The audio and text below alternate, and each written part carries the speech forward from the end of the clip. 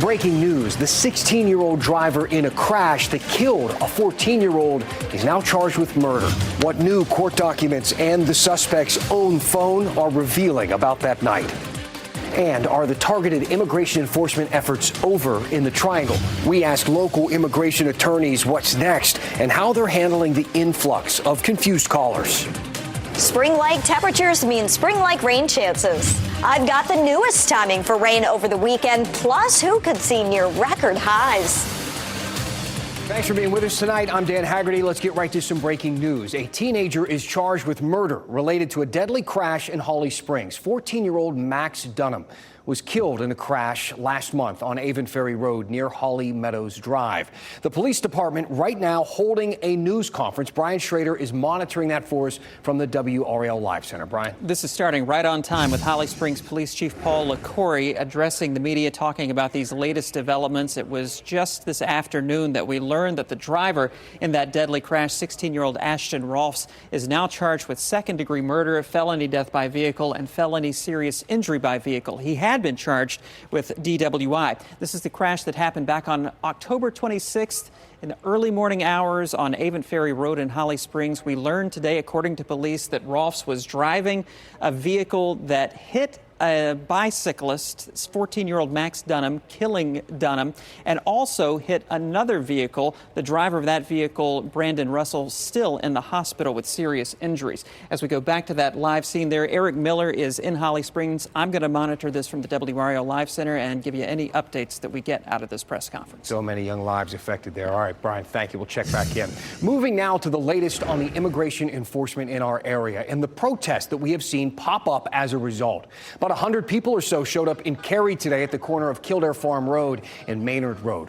Now, we still don't know exactly how many people agents detained here in our area, but today DHS did update their numbers for Operation Charlotte's Web. More than 250 people arrested, they say. This whole thing has had some notable ripple effects in our area. Businesses closed because workers didn't show up, afraid to leave home. Wake County schools, they told us nearly 20,000 students were absent yesterday, an absentee rate of about 10%. On an average day, it's more like 7%. So why is this happening? Is it only because people are afraid, or is it something else? WRAL's Carly Haynes went to get answers. We've spoken to several immigration attorneys within the past 24 hours, and all of them have reported an uptick in calls from people asking questions. The Triangle, a little quieter this week. Wake County's superintendent reported more than 10% of students didn't show up to class Tuesday. When kids are not in school, we don't have an opportunity to teach them. Plus, closed signs outside of businesses and employees calling off work. They have legal status, but the fear of being detained until that is proven is what scares them the most. A direct result of Border Patrol announcing increased presence in the Triangle. My phone's ringing off the hook. Staying home is exactly what immigration attorney Ann Robertson is advising her clients. You have the right to remain silent. You have the right to stay in your home without anybody entering unless they have a certain kind of warrant. Robertson is also the attorney for Raleigh's Mexican consulate.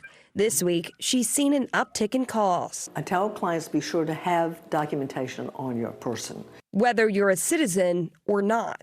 There are a lot of people who say, well, they should just go about it the right way. They should go into the process the legal way.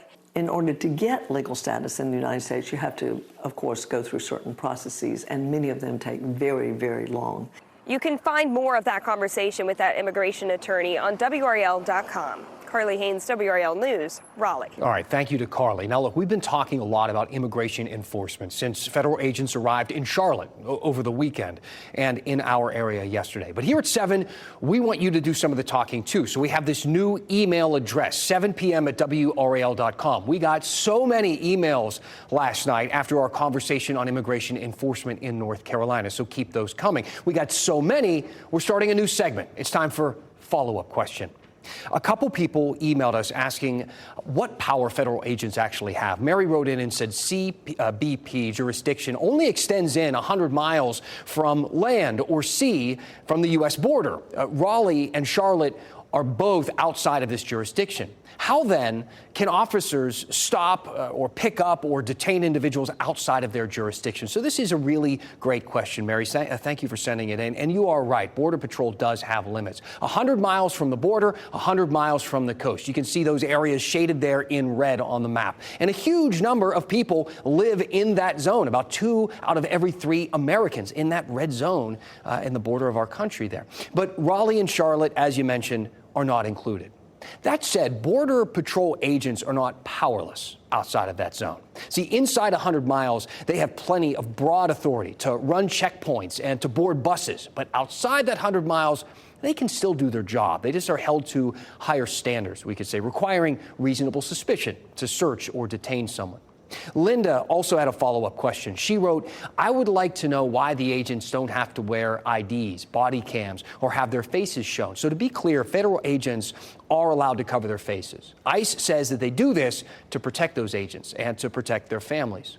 California recently passed a law banning agents from wearing those masks, though. President Trump filed a lawsuit challenging this, and it's still in the court system. We're going to have to wait to see where it goes. As for the body cameras, last month, a federal judge ruled that agents must wear them, and most agents, we should say, do wear them. But ICE says in order to ensure all agents have a body camera, they're going to need some more money from Congress. And with IDs, the National Defense Authorization Act requires federal officers to display identification, that ID information on them, and the entity who they work for.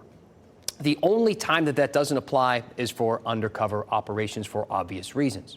Now, look, we're just getting started to go back through so much of your feedback on immigration enforcement and our coverage. Coming up, we're going to talk about bias and how that plays into the conversation. Moving now to a new report highlighting some issues with a state program tasked with helping survivors of Hurricanes Matthew and Florence. Now, WRAL has reported extensively on the North Carolina Office of Recovery and Resiliency. It's an audit that we saw. It shows there were years-long delays, one state official calling it a logistical nightmare. WRAL's Flynn Snyder has that story. Viola Rawls Figueroa waited 7 years to get into this Goldsboro house. It's actually smaller than our original home. Hurricane Matthew destroyed her old home. North Carolina's Office of Recovery and Resiliency built her new one. She's one of the storm survivors who faced delays with a program meant to help rebuild. I had about 69 total case managers in 7 years. Those delays in houses like Figueroa's are at the center of a new 500-page report from the state auditor's office, which says the program called Rebuild and See is a logistical nightmare. The Incorps spent, quote, a tremendous amount of time on process when their job should have been swinging hammers. North Carolina state auditor says a review found poor budgeting practices, unreliable data, and inadequate vendor oversight, delaying recovery. They didn't start swinging hammers until approximately 4 years after homeowners were deemed eligible. That's how bad it was. In response, the agency's director says the office has, quote, significantly improved its financial management systems to ensure the program can complete its work and close out in accordance with statutory timelines. We showed you the start of construction for Figueroa's new house years ago. Now complete, it's higher than the old one, but she says it's plagued by structural issues. I'm afraid the front spot.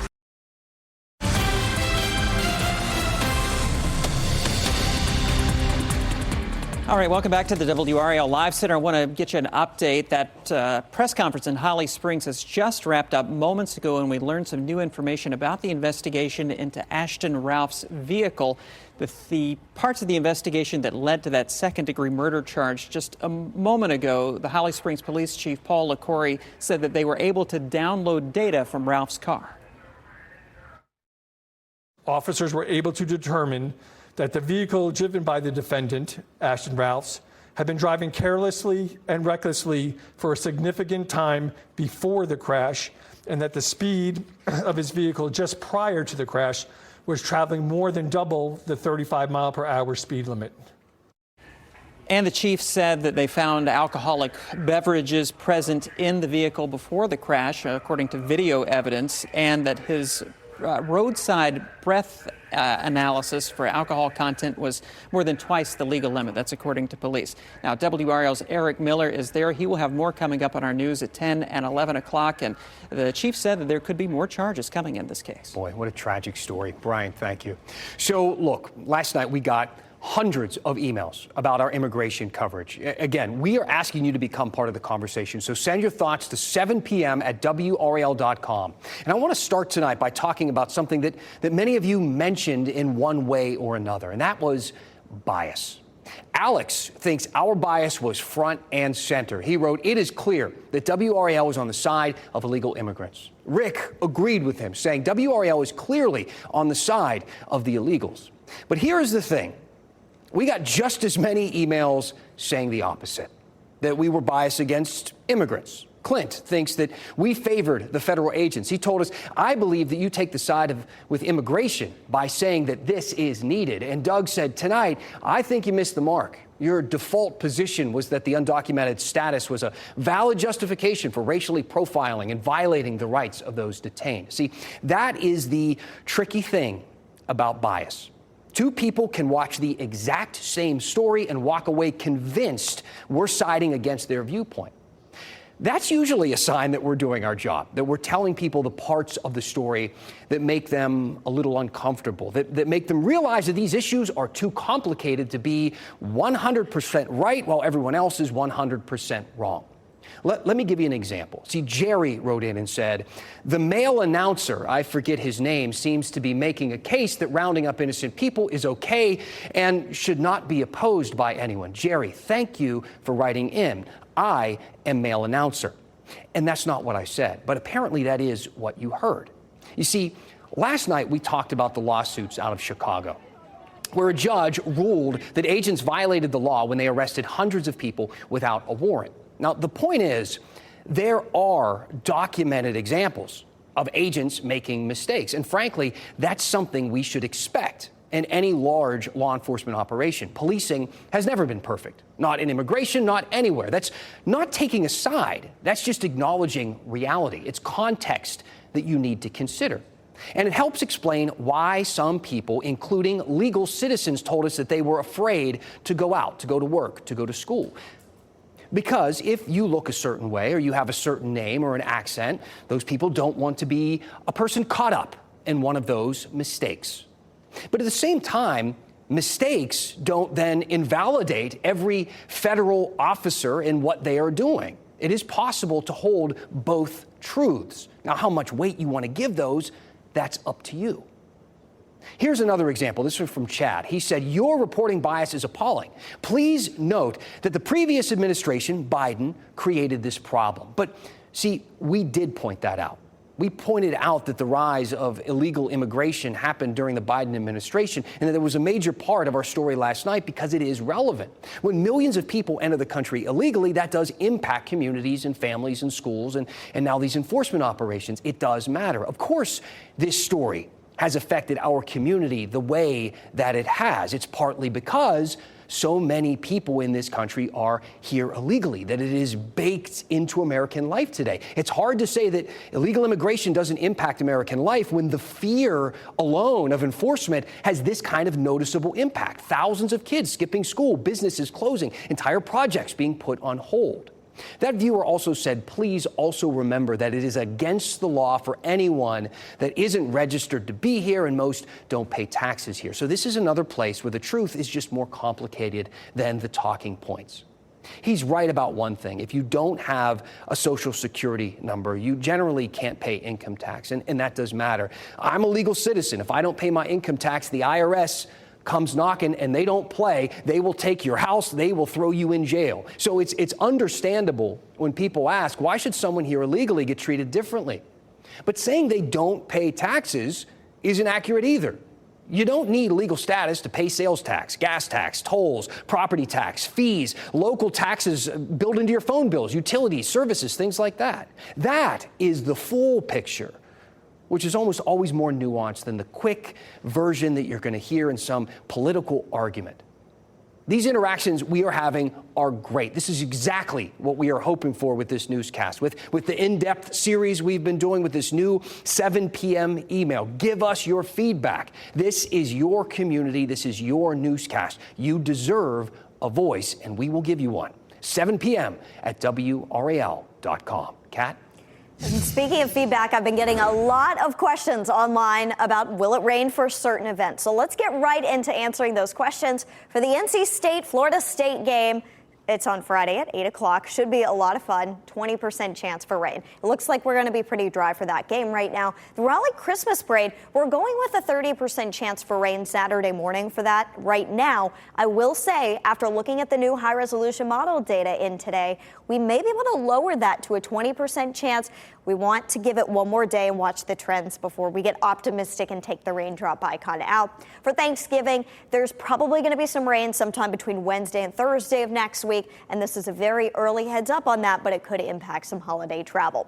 For this weekend, the bulk of the rain Friday would come early in the day, 72 degrees. We are forecasting a record-tying 77 on Saturday, the record set in 2011 at RDU, a 40% chance of rain. So we actually lowered rain chances a little bit, and rain totals look pretty light. Sunday, cooler, but still pretty nice. It's a sunny day, 66 degrees. Overall, some nice weather toward the end of the weekend. Here comes the system that will impact us toward the end of the week. We've got all this moisture now coming out ahead of it. It'll come together and bring better chances for rain. Starting Friday morning, we've got a small chance for rain Thursday night, but early in the day Friday would be the best chance for rain through maybe about lunchtime. Later in the afternoon hours and into the evening, it appears the bulk of the rain would be in southern Virginia.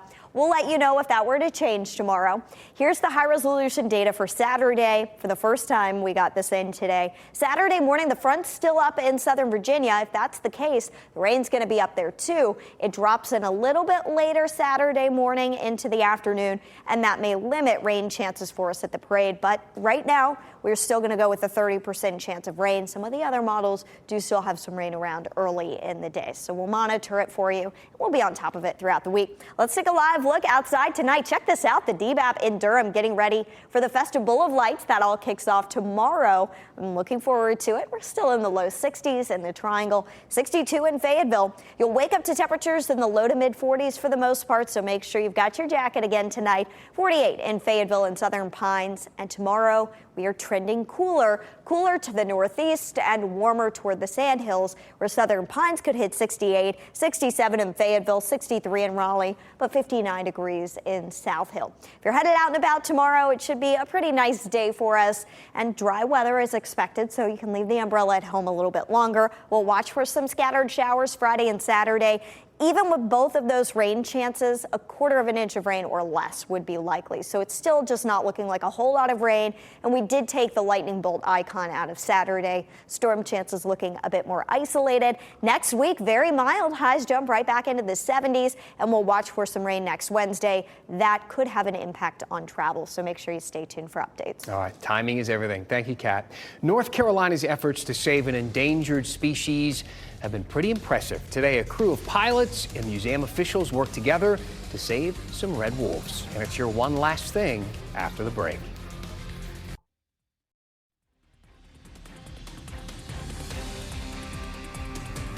One last thing, a group of red wolves getting a ride of a lifetime today as part of an effort to save that endangered species. 2 red wolves flew into the Raleigh Regional Airport on this plane here. They came from a wolf conservation center in New York. The 2 wolves were swapped with 3 red wolves from the Museum of Life and Science in Durham. The goal of this swap is for the wolves to produce offspring to help boost the species population. You know, there's nothing better than a furry young animal to get you excited, especially when there's less than 300 of them on the planet. So if we can get some more pups, if we can get people excited, it's really quite a gift for our community. Isn't that statistic, doesn't it give you something, it takes you back just a bit, 300, only 300. The plane and the crew flying the wolves were with Pilots to the Rescue. It's a nonprofit that transports at-risk animals, and this group has transferred endangered wolves on several flights. That's our mission, is to transport animals that are at risk, whether it's euthanasia of dogs and cats or critically endangered wolves. We've also done sea turtles, We've done foxes. We've done hens, really anything that potentially could be at risk. And there is someone that will take in these animals.